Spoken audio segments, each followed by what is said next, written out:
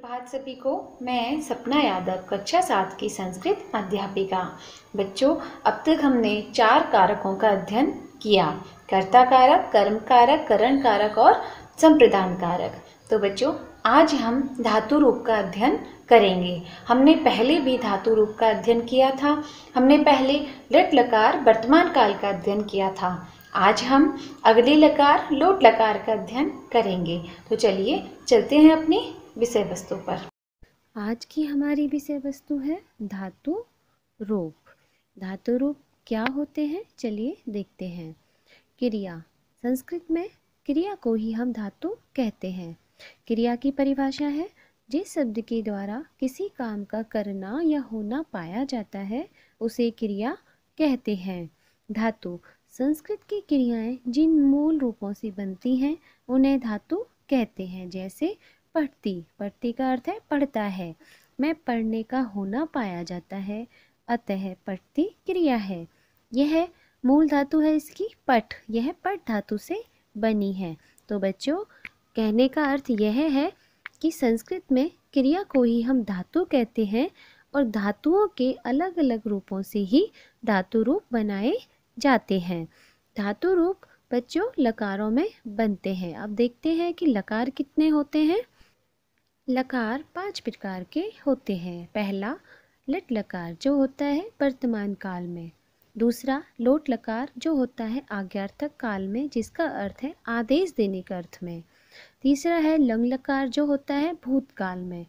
चौथा लिट लकार जो होता है भविष्य काल में। और पांचवा होता है विधिलिंग लकार जो होता है चाहिए अर्थ में। जब हमें किसी से कुछ चीज़ चाहिए या वस्तु चाहिए होती है तब हम इस लकार का प्रयोग करते हैं। आज हम नंबर 2 लोट लकार आज्ञार्थक काल के रूपों के बारे में यहाँ पर पढ़ेंगे। तो आज्ञार्थक क्रिया के लिए लोट लकार का प्रयोग किया जाता है, अर्थात आज्ञार्थक क्रिया आदेश देने के अर्थ में। जब हम किसी को आदेश देते हैं तो वो आज्ञार्थक क्रिया होती है। जैसे तुम घर जाओ, यहाँ पर आदेश दिया जा रहा है कि तुम कहाँ जाओ, घर पर जाओ। तुम घर जाओ, जिसका संस्कृत अनुवाद बनेगा तुम के लिए त्वम, घर, गृहम, जाओ के लिए गच्छ, जो है क्रिया लोट लकार की। त्वम के अनुसार लगी है तो त्वम, गृहम, गच्छ। इस वाक्य में जाओ क्रिया अर्थक है। क्रिया जो है वो कैसी है, आज्ञार्थक है, आदेश देने वाली है। इसलिए जाओ में लोट लकार का प्रयोग किया जाएगा या फिर किया जाता है। तो बच्चों, हमें ध्यान रखना है कि जो भी क्रिया आदेशात्मक हो उसमें हम लोट लकार का प्रयोग करेंगे। अब देखते हैं लोट लकार की धातु रूप। लोट लकार में प्रयोग होने वाले जो प्रत्यय होते हैं, चिन्ह होते हैं, वो होते हैं, देखिए तीनों वचनों में देखेंगे और तीनों पुरुषों में देखेंगे। कि प्रथम पुरुष एक वचन में हम लगाते हैं तू, द्विवचन में लगाएंगे ताम और बहुवचन में लगाएंगे अंतु। तो तू, ताम, अंतु। मध्यम पुरुष एक वचन में अ, द्विवचन में तम और बहुवचन में त। उत्तम पुरुष एक वचन में आनी, द्विवचन में आब और बहुवचन में आम। तो इन प्रत्ययों को जोड़ करके हम धातु रूप बनाएंगे। अच्छा बच्चों, प्रत्यय कहाँ जुड़ते हैं? प्रत्यय जुड़ते हैं शब्द के या धातु के अंत में। देखिए जिस तरह से पठ धातु के अंत में हमने इन्हीं प्रत्ययों को जोड़कर पठ धातु के लोट लकार के रूप बनाए हैं। तो प्रथम पुरुष एक वचन में देखिए पठ प्लस तू क्या बना, पठतु। पठ प्लस ताम, पठताम। पठ प्लस अंतु, पठंतु। मध्यम पुरुष में पठ प्लस अ, पठ। पठ प्लस तम, पठतम। पठ प्लस त, पठत। उत्तम पुरुष में पठ प्लस आनी, पठानी। पठ प्लस आप, पठाब। पठ प्लस आम, पठाम। इसी तरह से बच्चों, पठ को हटाकर आप किसी अन्य धातु को भी लगाते हैं तो उस धातु का रूप यहाँ पर बन जाता है। अब देखिए पठ धातु के रूपों को हमने सर्वनाम शब्दों के साथ प्रयोग किया है। प्रथम पुरुष में से या सा स्त्रीलिंग का है और से है पुल्लिंग का। से पठतु, वह पढ़े। तौ या ते पठताम, वे दोनों पढ़े। ते या ता पठंतु, वे सब पढ़ें। मध्यम पुरुष में त्वम पठ, तुम पढ़ो। युवाम पठतम, तुम दोनों पढ़ो। यूयम पठत, तुम सब पढ़ो। उत्तम पुरुष में अहम पठानी, मैं पढ़ूं।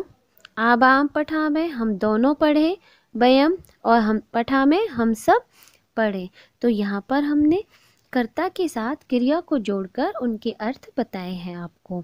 ये सर्वनाम कर्ता है सभी, और सर्वनाम कर्ता के साथ क्रिया जोड़कर यहाँ पर लोट लकार के धातु रूप बनाए हैं। अब इन सर्वनाम कर्ताओं की जगह पर हम संज्ञा कर्ता का भी प्रयोग कर सकते हैं। ठीक है बच्चों, अब देखते हैं हम अपना कक्षा कार्य कि हमें कक्षा कार्य में कौन कौन से धातु रूप बनाने हैं। तो कक्षा कार्य में पहला धातु रूप होगा गच्छ का, अर्थात गम का। गम धातु जो है परिवर्तनीय धातु है, जिसका रूप बनता है गच्छ से। गच्छ धातु लोट लकार आज्ञार्थक अर्थ में। तो देखते हैं प्रथम पुरुष एक वचन में नीचे प्रत्यय दिए हुए हैं, उन्हीं प्रत्ययों को जोड़कर गच्छ धातु के रूप यहाँ पर बनाए हैं। गच्छ प्लस तो गच्छतु, गच्छ प्लस ताम गच्छताम, गच्छ प्लस अंतु गच्छन्तु। मध्यम पुरुष में गच्छ प्लस आ गच्छ गच्छतम, गच्छ प्लस तम गच्छतम, गच्छ प्लस तय गच्छत। उत्तम पुरुष में गच्छ प्लस आनी गच्छानी, गच्छ प्लस आप गच्छाव और गच्छ प्लस आम गच्छावे। तो ये है गच्छ धातु के रूप। अब देखते हैं लिख धातु के रूप। लिख का अर्थ है लिखना। लोट लकार धातु रूप तीनों वचनों में और वही तीनों पुरुषों में हम यहाँ पर लिख धातु के रूप बनाएंगे। प्रथम पुरुष में लिख प्लस तु लिखतु, लिख प्लस ताम लिखताम, लिख प्लस अंतु लिखंतु। उसी तरह से मध्यम पुरुष में लिख प्लस अ लिख, लिख प्लस तम लिखतम, लिख प्लस त लिखत। उत्तम पुरुष में देखिए लिख प्लस आनी लिखानी, लिख प्लस आव लिखाव और लिख प्लस आम लिखा। तो बच्चों इस तरह से हमने यहाँ पर प्रत्ययों को जोड़कर लिख धातु में प्रत्ययों को जोड़ करके लिख के धातु रूप बनाए हैं। अब देखते हैं हम अपना गृह कार्य। गृह कार्य में हमें हस धातु के रूप बनाने हैं। हस का अर्थ होता है हंसना। लोट लकार में ही बनाएंगे, जैसे हमने पठ के, गच्छ के और लिख धातु के धातु रूप बनाए हैं, उन्हीं प्रत्ययों को लगाकर हम यहाँ पर हस धातु के धातु रूप बनाएंगे। प्रथम पुरुष में बनते हैं हसतु हसताम हसंतु। मध्यम पुरुष में बनेंगे हस हस्तम हसत। उत्तम पुरुष में बनेंगे बच्चों हसानी हसावह हसामह। तो इस तरह से बच्चों यहाँ पर हमने कक्षा कार्य और गृह कार्य को देखा। तो आपको यह कक्षा कार्य और गृह कार्य सफाई के साथ अपनी उत्तर पुस्तिका में लिखना है। उम्मीद करती हूँ कि आपको यह लोट लकार समझ में आया होगा। अब मिलते हैं अपनी अगली कक्षा में। धन्यवाद।